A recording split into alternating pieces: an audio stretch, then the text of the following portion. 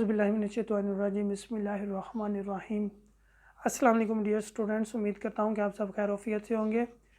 Last lecture में हमने discuss किया था कि मैट्रिक्स का किस तरह हम इन्वर्स फाइंड कर सकते हैं। तो dear student, now today we are going to discuss about most important topic है आज का। इनमें से बाज़ औक़ात इम्तिहानात में क्वेश्चन भी आ जाता है। आज का लेक्चर बहुत इंपॉर्टेंट है, आपने इसको बहुत ही गौर से और अच्छे तरीके से समझने की कोशिश करना है। डियर स्टूडेंट्स, आज का जो टॉपिक है हमारा वो है inversion method, matrix of inversion method. ये इन्वर्जन मेथड हमारे पास, हम इसको क्यों इस्तेमाल करते हैं? Inversion method is use to solve the system of linear equations. क्यों यूज़, इसके हम यूजेस बता सकते हैं कि हमारे पास ये क्यों यूज़ होता है। Use to solve the system of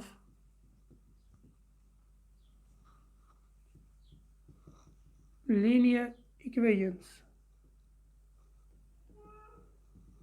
ये स्टूडेंट्स, ये इन्वर्जन मेथड क्यों इस्तेमाल होता है? Use to solve the system of linear equation. Solve क्या मतलब क्या होता है कि हम लीनियर इक्वेशन, हमारे पास दो इक्वेशंस गिवन होंगी जिनका हमने एक्स एंड वाई जो भी वेरिएबल होगा हमने उसकी वैल्यूज़ को फाइंड करना है।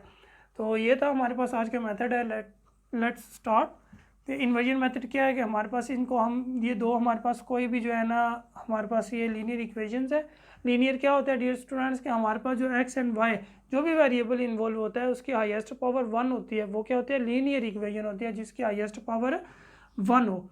हम इसको कैसे लिखते हैं कि हमारे पास कोफिशिएंट जो होते हैं हम इनका अलग मैट्रिक्स बना लेते हैं। कोफिशिएंट्स का मैट्रिक्स इंटू वेरिएबल्स का matrix which is equal to हमारे पास जो कांस्टेंट होते हैं इनका अलग मैट्रिक्स। हम इसको क्या, A X which is equal to B. यहाँ से हमने एक्स फाइंड करना है तो X is equal to A inverse of B. It's mean हमें ए इनवर्स फाइंड करना पड़ेगा। लास्ट लेक्चर में हमने फाइंड कर चुके हैं कि किसी भी मैट्रिक्स का इन्वर्स कैसे फाइंड किया जाता है। तो हमें मालूम है A inverse which is equal to adjoint of A over A determinant. तो ए डिटर्मिनेंट मैं डायरेक्ट यहाँ से फाइंड कर रहा हूँ, क्या आ जाएगा? 12 minus 6 which is equal to 6। हमारे पास डिटर्मिनेंट क्या आ गया? 6 आ गया। एडजॉइंट मैं डायरेक्ट फार्मूले में लिख रहा हूँ, A inverse which is equal to adjoint क्या होता है? हमारे पास प्रिंसिपल डायगोनल के प्लेस चेंज कर देते हैं 4 3, एंड जो हमारे पास सेकेंडरी डायगोनल होता है इसका हम साइन चेंज कर देते हैं -2 एंड -2 -3। डिवाइड किस पे हो रहा है जी? 6 डिवाइडेड बाय ए डिटर्मिनेंट पे डिवाइड कर दिया हमने इसको। 1/6 इंटू 4 -2 -3 एंड 3 आ गया। ये आ गया हमारे पास ए इनवर्स। तो डियर स्टूडेंट्स, ए इनवर्स को किससे मल्टीप्लाई हो रहे हैं? बी के साथ। X is equal to A inverse 1/6 into 4 -2 -3 into 3 and multiply हो रहा है 6 के साथ, बी के साथ मल्टीप्लाई हो रहा है। तो बी मैट्रिक्स हमारे पास क्या है यहाँ पे? 6 एंड 1, ये हमारे पास बी मैट्रिक्स है। तो डियर स्टूडेंट्स, यहाँ पे प्रोडक्ट रूल अप्लाई हो रहा है। तो first row first column 24 -2 -18 plus 3, तो ये क्या आ जाएगा? 1/6 इंटू 24 में से 2 माइनस कर दें तो 22, तो -15, 6 डिवाइड हो रहा है तो डिवाइड कर दें -15/6, ये क्या बन जाएगा? 11/2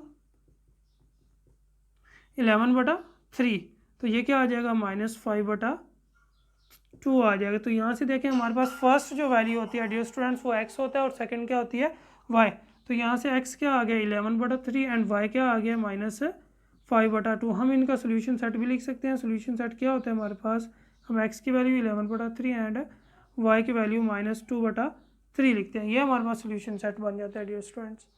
तो ये था आज का लेक्चर जिसमें हमने ये डिस्कस किया कि हमारे पास से कोई भी लीनियर इक्वेशन होगी, सिस्टम ऑफ लीनियर इक्वेशन होगा, हम उसको किस तरह सॉल्व करते हैं। टुडे हमने आज पढ़ा है कि मैट्रिक्स इन्वर्जन मेथड से हम जो है ना इसको आज हमने सॉल्व किया है।